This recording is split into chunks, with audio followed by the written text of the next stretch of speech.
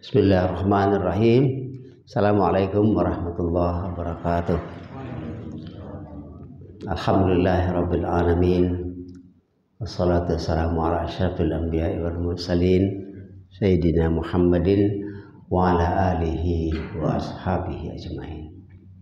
Allahumma anta rabbi la ilaha illa anta khalaqtani wa ana abduka wa ana ala ahdika wa wa'dika mastata'tu a'udzu bika min syarri ma sana'tu abu'u laka bi ni'matika alayya wa abu'u bi dhanbi faghfirli fa innahu la yaghfiru dzunuba illa anta.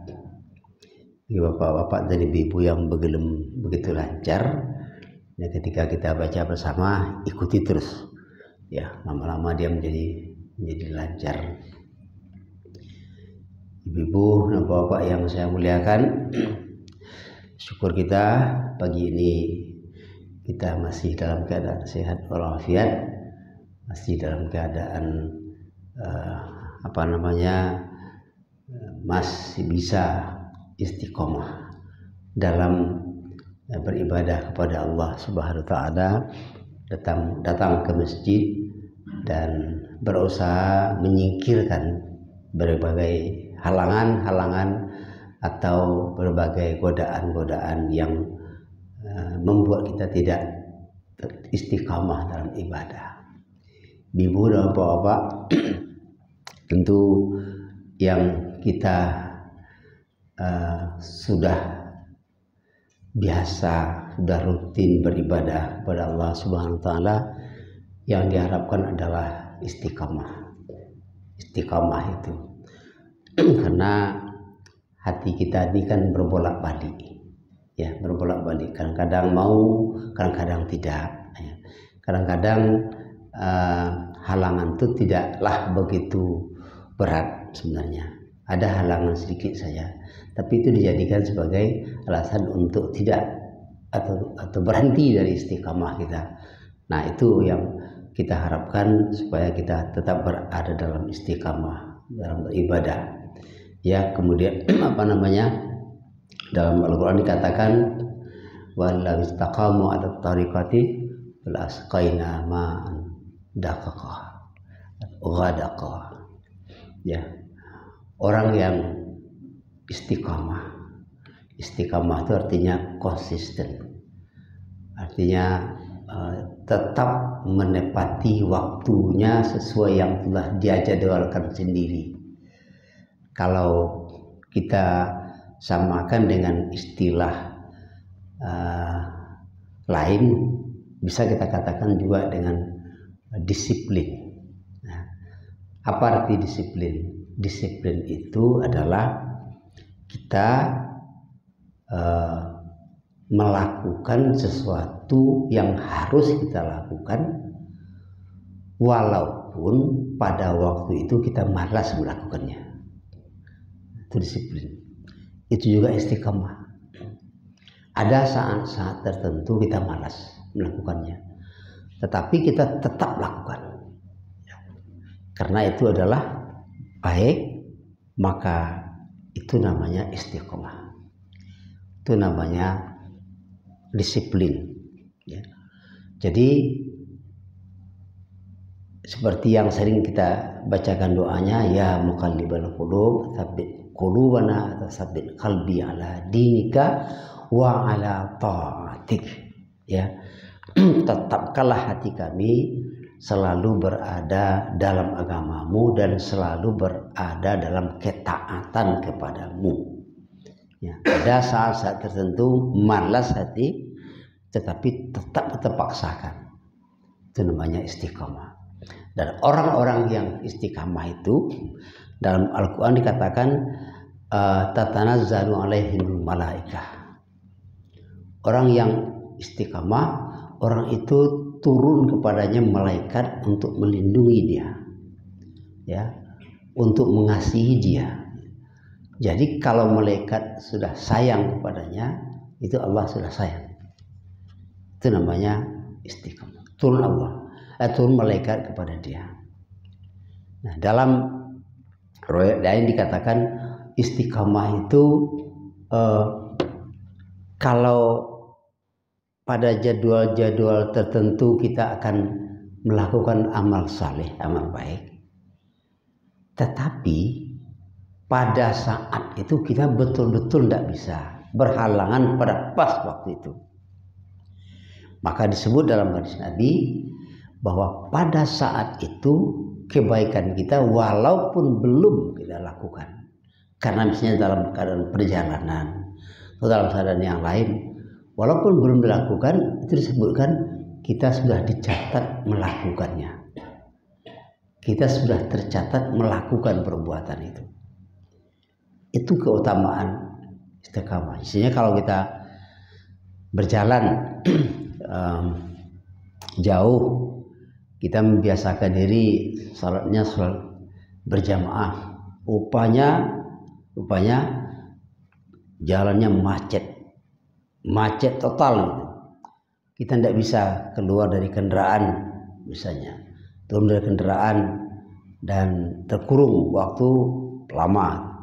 Tapi waktu itu hati kita sudah ada, hati kita sudah ingin melaksanakan tapi tidak bisa. Maka kata Nabi, pada saat itu kita sudah dicatat melakukan amal itu, karena hati kita sudah ada di situ, sudah ada pada melakukan walaupun kita belum melakukan.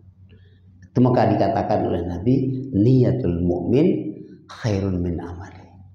Niat orang mukmin itu lebih baik daripada amalnya. Artinya bukan berniat saja, tapi niat itu sudah mendahului perbuatannya orang mukmin itu.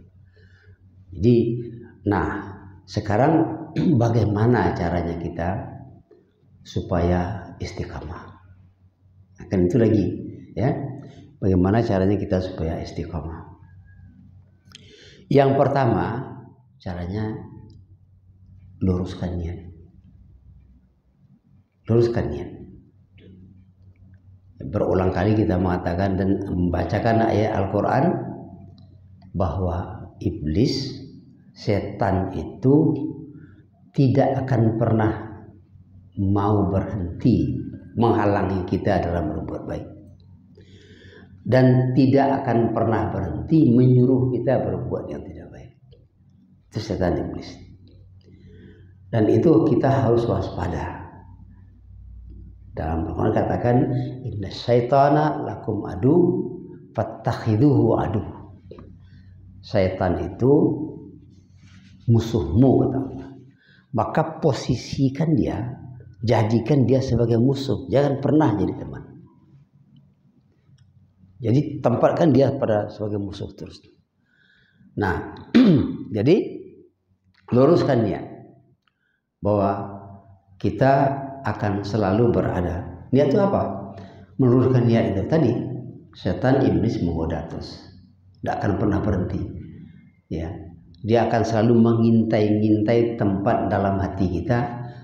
Kapan saatnya hati kita itu kosong dari mengingat Allah? Begitu hati kita kosong mengingat Allah, begitu dia masuk ke dalam hati itu, dikuasainya hati itu. Hati itu raja, hati itu adalah singgasana kita. Ketika dia bertahta di hati, maka yang kita ikuti adalah setan. Maka luruskan niat, selalu berniat untuk melakukan berbuat baik. Innamal a'malu binniyah wa innamal likulli imri'in ma nawa. Semua amal itu tergantung niatnya. Jadi luruskan niat hanya karena Allah. Hanya karena Allah. Mungkin masing-masing kita, saya yakin kita merasakan. Saya juga merasakan. Ketika kita melakukan suatu perbuatan baik, itu ada bisikan-bisikan. Ada bisikan halus. Supaya perbuatan baik kita ini, yang pertama malas. Seperti yang dulu kita katakan, kalau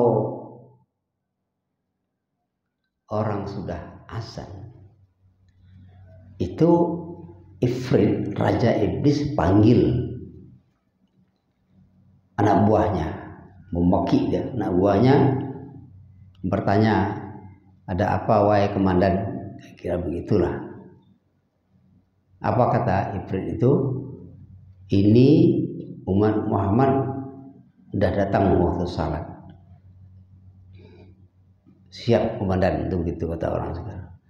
Apa yang harus kami lakukan? Cegah dia supaya jangan sampai dia salat.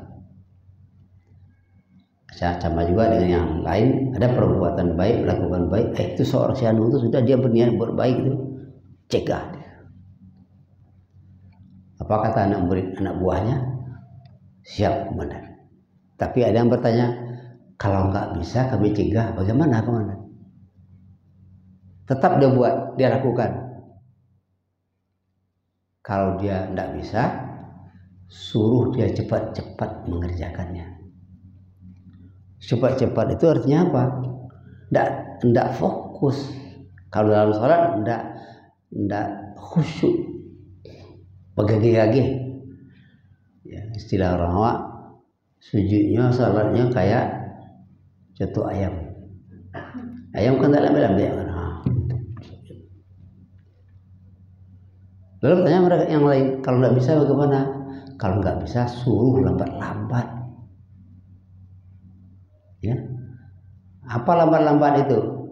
Lambat-lambat dan munculkan di hatinya, kalau dia salat, kalau dia berbuat baik, munculkan di hatinya keinginan supaya orang lain melihat dia melakukan perbuatan baik itu. Munculkan itu di hatinya. Ya, kalau apa awak sarang kerajo mengarajokan entah berbuat baik entah apalah, entah salat atau ikut membuang sampah di jalan, misalnya apa jalan, tunggu ada orang menengok orang. Munculkan di hati itu. Kalau ndak bisa juga, kemudian dilarang ndak bisa, disuruhnya melambai-lambaian waktu ndak bisa, disuruhnya bagage-gage ndak bisa, tetap kalau ndak bisa jo, jawab Ifrit, kalau ndak bisa jo, itu bukan lawan wa'ang. Tinggalnya. Itulah hamba Allah yang sesungguhnya.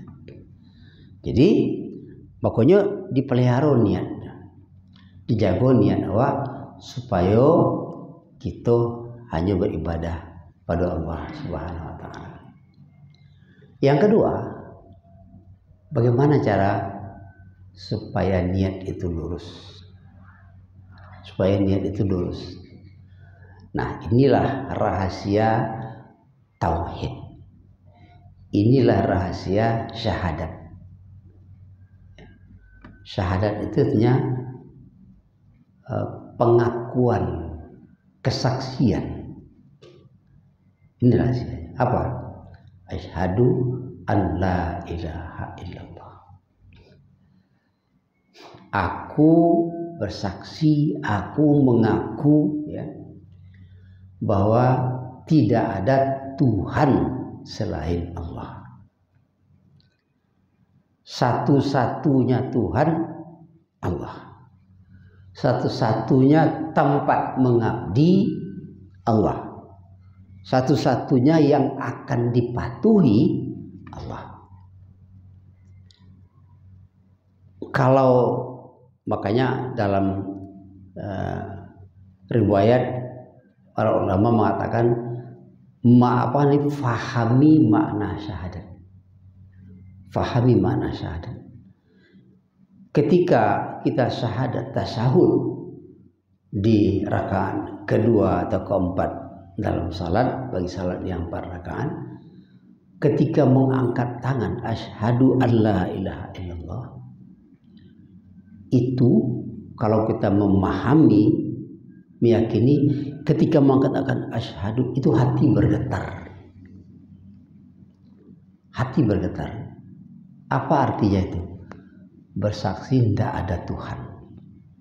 Kalau tidak ada Tuhan, aku betul-betul mengakui hanya satu saja Tuhan, yaitu Allah Subhanahu wa taala. Yang lain tidak akan saya ikuti kalau yang lain itu bertentangan atau menentang Tuhan yang saya akui satu itu. Itu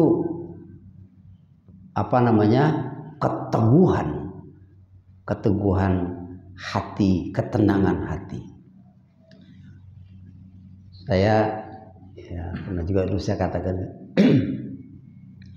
kan ada mahasiswa, terutama mahasiswa yang sudah di pasca sarjana, mereka pada umumnya sudah bekerja. Ada yang pejabat tinggi, ya, pejabat tinggi itu kan godaannya besar jadi pejabat tinggi itu. Saya tanya pada mereka, kapan kalian merasa betul-betul dekat kepada Allah? Kapan? Mereka serentak menjawab, waktu di atas pesawat. Jadi tidak waktu sujud, waktu di atas pesawat. Kenapa? Karena ketakutan yang luar biasa. Makanya kan sering dikatakan kalau pesawat itu, kalau istilah dalam orang pesawat itu turbulen namanya, goncang atau kuat. Kalau banyak orang, ya Allah, la ilaha illallah, orang Islam, lalu ada orang non Muslim, tidak tentu tu dia ke dibaca deh, ya kan? Alah satu punya, nggak hati. Sebab apa? Dia lebih takut ingat kepada Allah Subhanahu Wa Taala. Itu saat yang paling dekat. Para Nabi mengatakan saat yang paling dekat itu yang kita rasakan adalah ketika kita sedang sujud. Kalau kita memahami makna syahadat, kemanapun pergi, kita akan merasakan selalu dekat dengan Allah. Karena nggak ada yang diharap, ya. Tidak ada yang diharap. Bibu, tadi malam jam 10 kurang, ambo pai manta desi belanjo. Orang ada pasar sayur di terminal akap ya. Terminal akap itu sayurnya murah-murah dan segar-segar. Jadi saya bilang, kenapa kok malam-malam? Karena itu saya itu baru datang dari Brastagi, dari Bukit Tinggi, dari Batu Sangkar, dari Payakumbuh. Saya ke situ menengok. Apa yang saya lihat, udah jam 10. Jalan sampai berangkat di rumah kurang 10 sampai sudah jam 10 malam. Tapi ramai, sibuk. Saya tanya pada pedagang itu, ini sampai jam berapa pasarnya? Jam berapa mulainya? Rupanya mulainya jam 7 malam sampai jam 10 nanti. Kebanyakan jam 8. Saya pikir sekarang ini kalau begitu kan tidak tidur. Tidak tidur. Tidurnya nanti jam 10.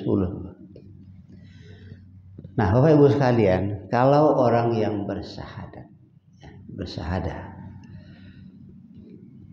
saya tengok orang yang jualan itu sibuk semua, orang banyak belanja.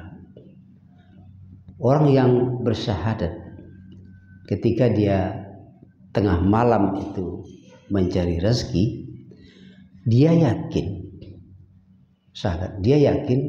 di tengah malam orang yang lain sudah tidur, dia sedang mencari rezeki itu, yakin dia bahwa yang dia cari itu adalah rezeki dari Allah. Dan caranya seperti ini. Kalau dia tidak banyak jual belinya, walaupun sedikit, tapi dia merasakan berkah daripada jual belinya. Kenapa? Istiqamah dalam berbuat baik mencari nafkah anak, tatanazzalu alaihimul malaikah. Malaikat turun di situ melindungi para pedagang yang mencari rezeki itu karena mencari rezeki yang halal. Saya melihat begitu halalnya pekerjaan mereka. Kalau mereka tidak menipu, ya kan? Misalnya wortel itu kan, saya baru-baru ini aja tahu pada wortel itu dibungkus di pak ya, pakai merek lu kan timbangannya lah jale nyobali sekian dia jual sekian ndak ada nipu itu sangat halal dan dia istiqamah melakukan itu dengan tauhidnya dengan keyakinan bahwa Allah menyuruh dia berusaha di muka bumi untuk mencari rezeki dari Allah, maka malaikat dia istiqamah di situ, maka selagi dia berdagang itu dengan mengingat Allah, maka bisa-bisa jadi pahalanya orang di pasar itu lebih banyak daripada kita yang ke masjid. Makanya luruskan niat dan pahami makna syahadat bahwa betul-betul hanya Allah yang bisa. Jadi kalau banyak ya kita mendengar cerita ulama-ulama dulu, dia pergi berdakwah itu ada air besar, dia bisa berjalan di atas air. Itu bukan karena ilmu sihir, enggak, karena keyakinan yang kuat itu maka membuat dirinya ringan di sisi Allah Subhanahu wa taala.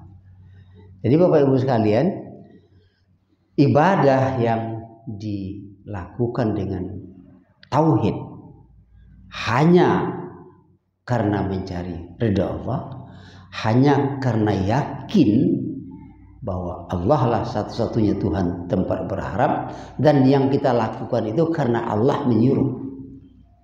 Karena Allah menyuruh, maka akan istiqamahlah dalam beribadah itu.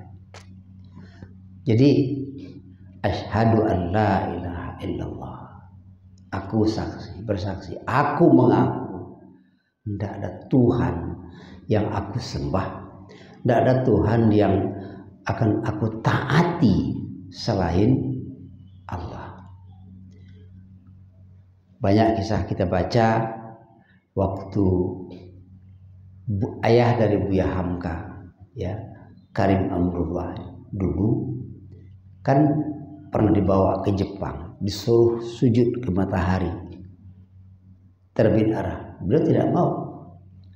Saya Muslim, saya hanya sujud kepada Allah saja. Keteguhan hati itu membuat Jepang pun menjadi tertegun juga. Ada satu kisah disebutkan dalam hadis Nabi. Ada seorang laki-laki pendosa. Ya, semua perbuatan dosa sudah dilakukannya. Jadi satu ketika dia menengok seorang perempuan cantik, perempuan itu. Dia ingin berzina dengan perempuan itu. Nah, entah memang ujian untuk dia, entah apa, perempuan itu datang kepadanya meminjam uang. Saya lupa dalam satu uang itu berapa. Itu dikisahkan dalam sebuah hadis. Pokoknya ada 100 atau 200 dinar. Kalau dinar itu kan uang emas banyak. Jadi perempuan itu meminjam uang ke dia. Meminjam uang.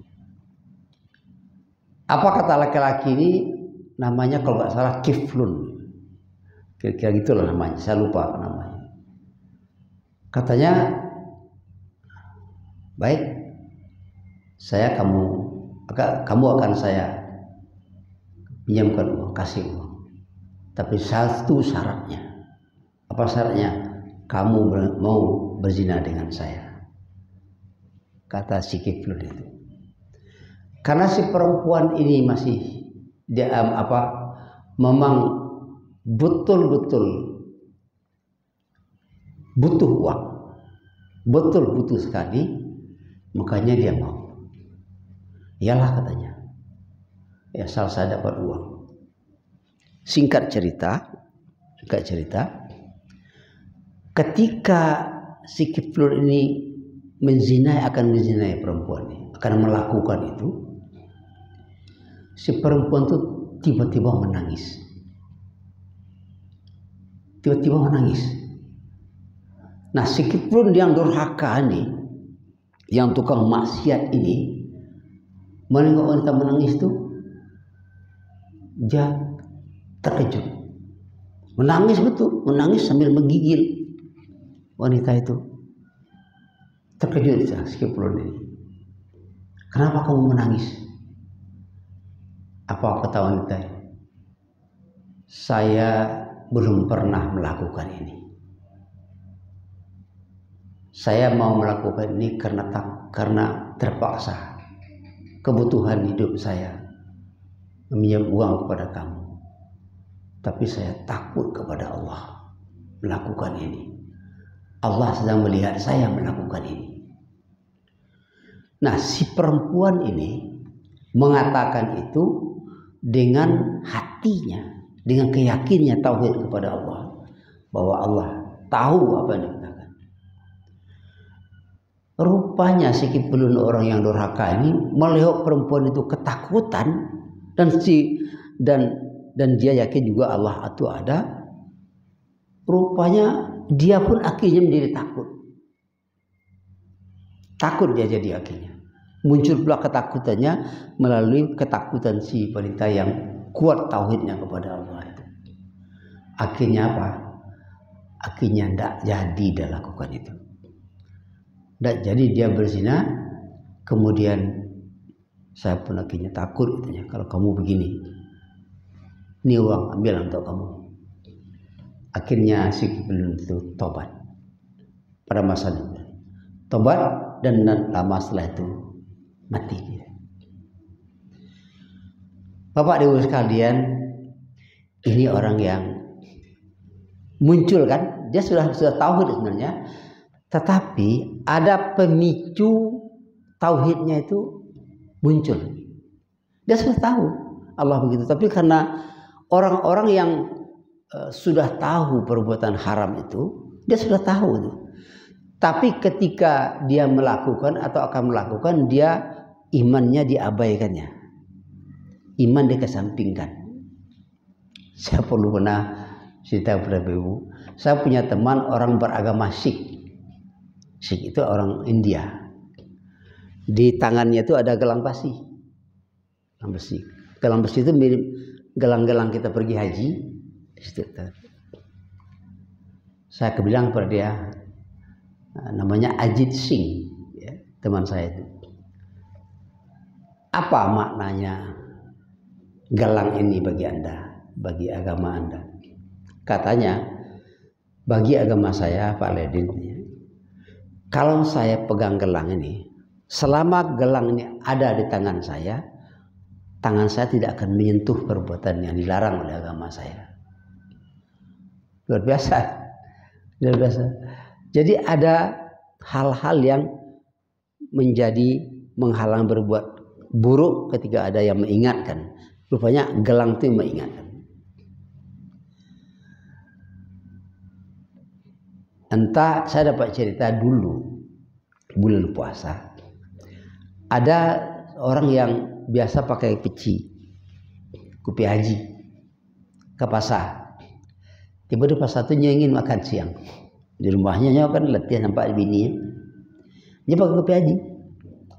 Nah, menjalan masuk situ, dimasuk aja kopi haji masuk kalau kantong. Itu namanya mengabaikan, mengenyampingkan imannya. Lupa dia.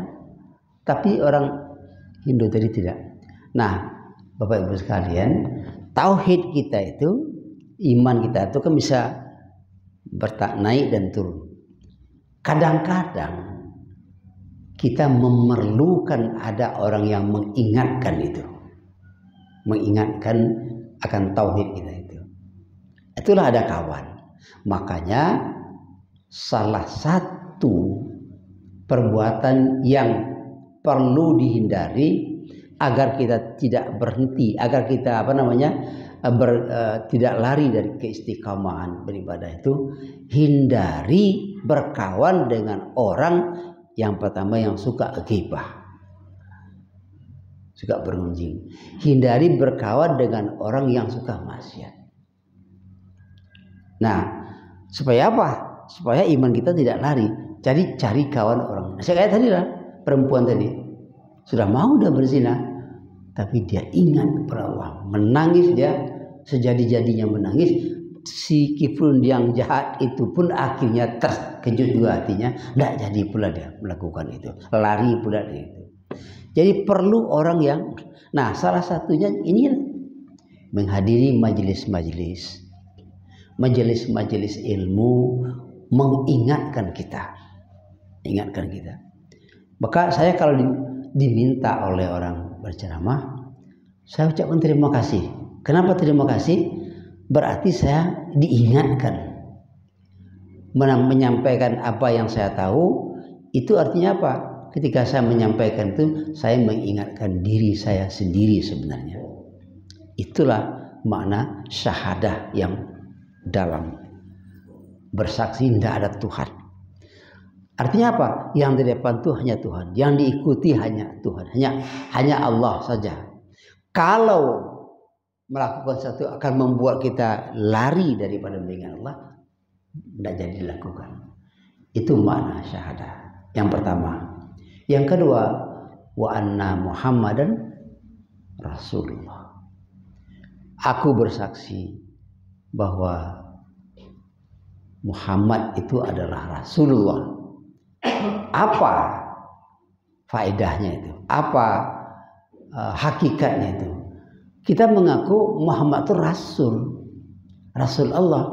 Kalau kita mengaku Muhammad Rasulullah, maka kita jadikan dia sebagai tauladan dalam hidup, contoh dalam hidup kita, bukan yang lain. Contoh. Jadi semua yang ada dicontohkan oleh Nabi itu hakikatnya adalah dari Allah. Qul in kuntum tuhibbunallah fattabi'uni yuhibbukumullah. Allah mengatakan kepada Nabi Muhammad, Qul, katakan wahai Muhammad kepada umatmu, kalau kalian betul mencintai Allah, ikuti aku, kata Nabi. Allah yang menyuruhnya. Kalau kalian mengikuti aku, maka kalian akan dicintai oleh Allah Subhanahu wa ta'ala. Jadi ada orang yang hanya ikut Allah saja tapi tidak ikut Muhammad. Caranya gimana itu? Ada orang yang membaca Al-Quran saja, tapi dia tidak mengikut hadis Nabi. Itu tidak bisa. Kenapa? Bagaimana dia memahami Al-Quran itu tanpa ada petunjuk bimbingan daripada Rasulullah? Kenapa?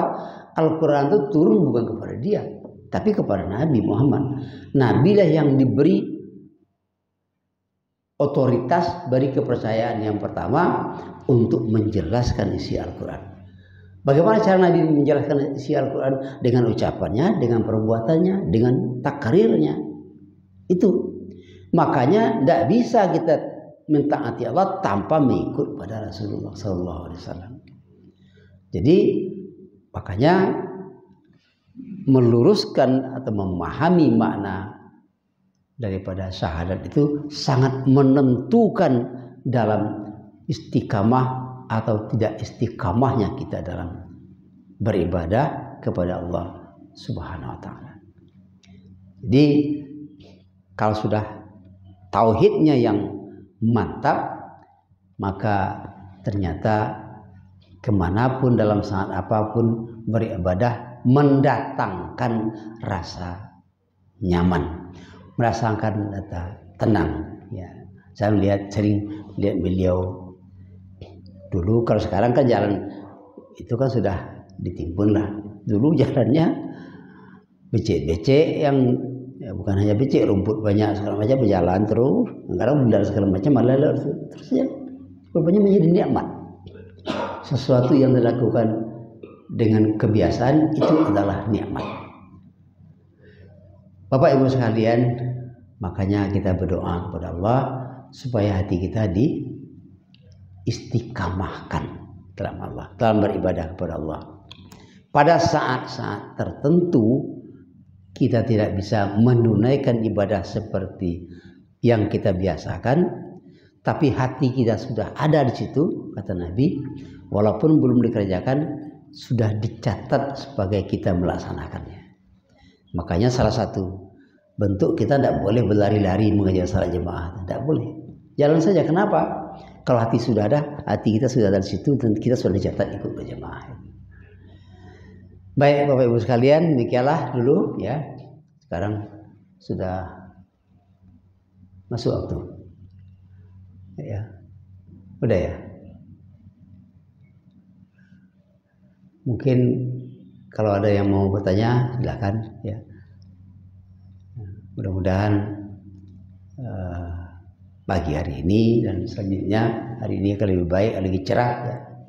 Tapi saya biasa sarapan di Jalan Purwodadi itu, orang hujan lebat hari. Hujan lebat. Saya mau istiqamah juga di situ. Apa istiqamahnya? Sarapan itu tidak banyak, seketiknya. Tapi yang terasa indah itu apa? Silaturahimnya. Silaturahimnya. Basuh aja kawan-kawan sebayau. Sebelum tidak kawan tapi kenalan. Kenalan di situ. Nah, hujan dari segala macam, nikmat rasanya hujan. Tidak hujan dari banyak orang nikmat rasanya. Kenapa? Itu jadikan sebagai sarana untuk bersilaturahim. Ada orang yang, Pak, Bapak hampir tiap hari di sini. Iya. Kenapa? Di rumah saya sudah ada juga. Tapi itu ada beberapa hal yang untuk saya banyak manfaat. Yang pertama istiqamah, sarapan sedikit. Yang kedua silaturahim. Yang ketiga habis silaturahim ya olahraga. Habis olahraga saya bekerja di situ, menulis di situ. Ya. Kemudian yang kelimanya apa? Yang kelimanya berbelanja di tempat saudara kita Muslim. Ya, ya. Di tempat lain juga ada. Tapi kita sekaligus saling membantu. Belanja kita sekaligus membantu saudara Muslim kita. Jadi niatkan itu untuk berbuat baik, amal bagian dari amal. Makanya Allah melindungi kita dalam melakukan perbuatan baik, amal yang saleh itu. Subhanakallahumma wa bihamdika asyhadu an la ilaha illa anta. Gimana? Kan tadi tuh. Yang pertama tadi luruskan niat. Yang kedua tadi yang kedua enggak. Dalam makna pahami makna syahadat itu. Awak harap sinya ridha Allah. Kan ketika awak laba bunyi ayam, la kuku ayam kan ada pilihan mau jago atau enggak. Lalu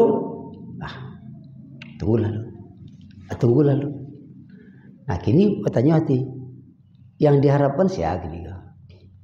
Mato menyenangkan mato atau mengharapkan mencari ridha Allah. Oh, enggak bisa. Saya harus bangun. Saya mengharapkan ridha Allah. Kalau kau lewat biko lah habis itu subuh lah siang ridha Allah habis waktu lah berlalu justru yang ada murka Allah. Ada karena keyakinan kepada Allah itulah yang membuat awak jago, yang membuat awak bangun, membuat awak istiqamah, disiplin di situ. Kalau disiplinlah kalau lah biasa-biasa, kesudahnya apa? Kesudahnya setiap pas jadwal tuh hati awak lah di situ. Walaupun awak alun melakukan itu. Jadi membawakan diri memaksakan. Jadi harus ada ikhtiar. Istiqamah itu tidak tiba saja orang. Tidak tiba. Tapi ikhtiar pas lah diset. Hati waktu diset. Ambo sekali bawa anak-anak naik kereta api. Naik kereta api di Malaysia. Kan kereta api Malaysia itu tidak ada. Tidak ada mau bisnisnya. Supirnya tidak ada. Cek mana ini mana supirnya? Tidak ada supirnya. Nyob berhenti pas Berhenti pas dekat pintu keluar pintu masuk. Berangkat untuk itu pula. Pas. Kenapa? Karena sudah diset. Nah, kini kau awak men-set hati awak sendiri. Berulang-ulang, akhirnya bisa. Kalau bapak ibu menengok orang membuat teh tarik di Malaysia tu, kalau nanti ikut tu biasa tu, ini ikut belakang. Bisanya teh tarik itu dibuatnya, maka kan begitu corong hanya tapi ke belakang. Karena lah biasa seperti itu, akhirnya pas. Bapak-bapak bisa rumah tak? Kan ada di rumah ada kursi tempat itu. Buka ke pihak itu kan. Lama-lama pas masuknya. Jadi hati itu juga itu. Biasa kan taruh melakukan yang baik, akhirnya nyalah menjadi tabiat saja deh.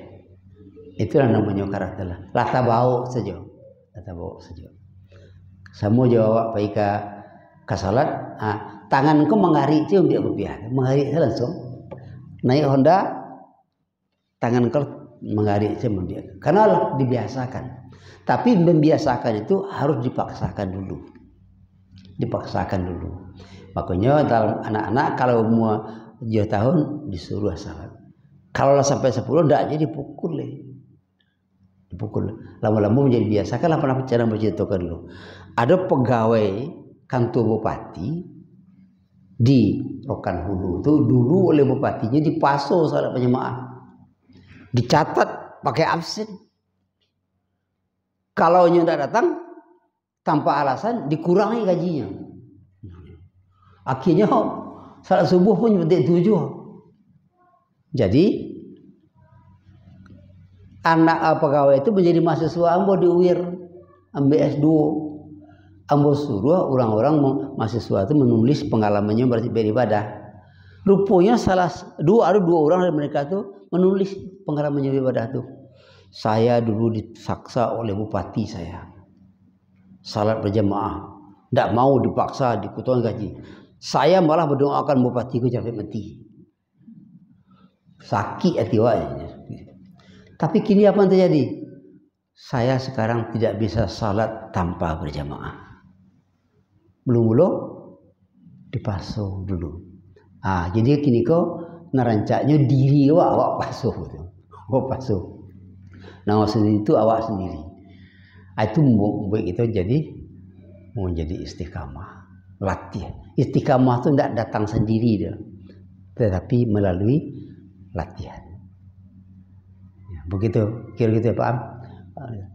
Subhanakallah. Ayah. Ada orang yang kalau sembahyang berjamaah belakang saf sendiri tidak sah atau sebenarnya bukan tidak sah salatnya, ya jemaahnya tidak masuk kalau sendiri. Tetapi begini, ambo kadang-kadang seorang di belakang. Kalau dah ke situ ambo bukan didik. Tapi asal fisiko salat ambo menjadi tidak kusuk. Kamu kan ambo punya kelemahan, tidak tahan dengan itu.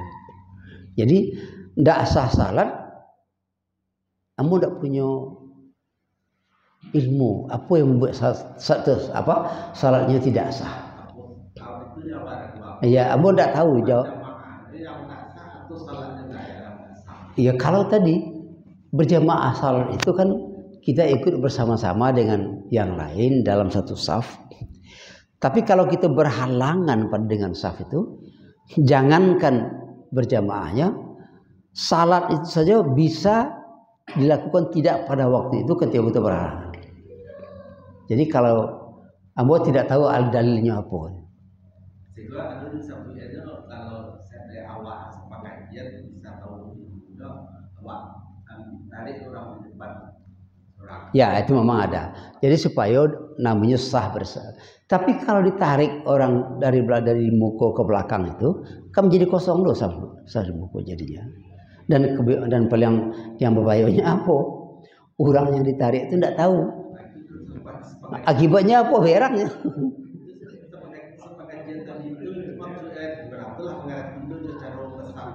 Jadi harusnya orang itu cuma mengerti ditarik kan. Nah orang itu tidak mau, kalau pindah ke belakang kan kurang pahala. Ambo lah ambil safar tamu ditarik orang ke belakang itu kurang jadinya kosong. Ya. Dalam cerita itu Pak, walaupun orang itu yang lampai ke belakang, pahala di depan tetap berbeda. Itu yang Cik Ambo tadi. Itu yang Cik Ambo tadi itu kalau orang itu paham tidak apa. Yang susah orang itu tidak paham. Sama aja orang puasa sunat. Orang puasa sunat. Jadi kan kecil Nabi orang puasa sunat kalau dijamu itu sunat membukukan puasanya. Orang yang berpuasa sunat dijamu makan itu disunatkan pembuka. 2 repeknya puasanya 2 repek dan berbukunya 2 repek. Ada orang diundangnya makan ke rumah, ini orang kan makan, ada satu makan bambu puasanya. Tak pun undang orang ke rumah puasa lo, kan? Biar tadi itu kalau batal salat, saya tidak tahu alasannya apa. Alasan saya. Tapi kalau jamaahnya tidak satunya berjamaah, dianggap tidak berjamaah, itu bisa jadi. Tapi kan dia sudah ada dalam satu jamaah. Kalau menurut Ambo enggak, tetap ada dalam satu jamaah itu. Jadi nah kalau orang yang sudah saf ruku ditarik ke belakang, ia masih dapat. Itu masih orang-orang yang sudah paham bisa jadi. Tapi kalau orang belum paham, itu mengakibatkan salatnya jadi rusak. Ambo pernah di Sikiko. Ini Sikiko jaraknya, padahal enggak mesti Covid ya kan. Ya membuat tariknya, ditahannya pada sekali-kalinya tariknya. Karena ilmu tidak ada tadi, akibatnya apa? Ilmunya tidak ada, lalu akibatnya hatinya jadi rusak. Jadi tahan seketika dia tahu je lah. Nah, tahan tu tarik tahan. Nampaknya berang, bapak ketemu buktinya berang. Sesudah salat, nyul langsung lari dari Ambo, pindahnya. Tinggalnya itu, nampak jengkelnya gitu. Dia tidak berilmu kan? Bawahnya gitu. Pertanyaan awak kan itu dah. Kalau kau nak tu pengajian tu disampaikan juga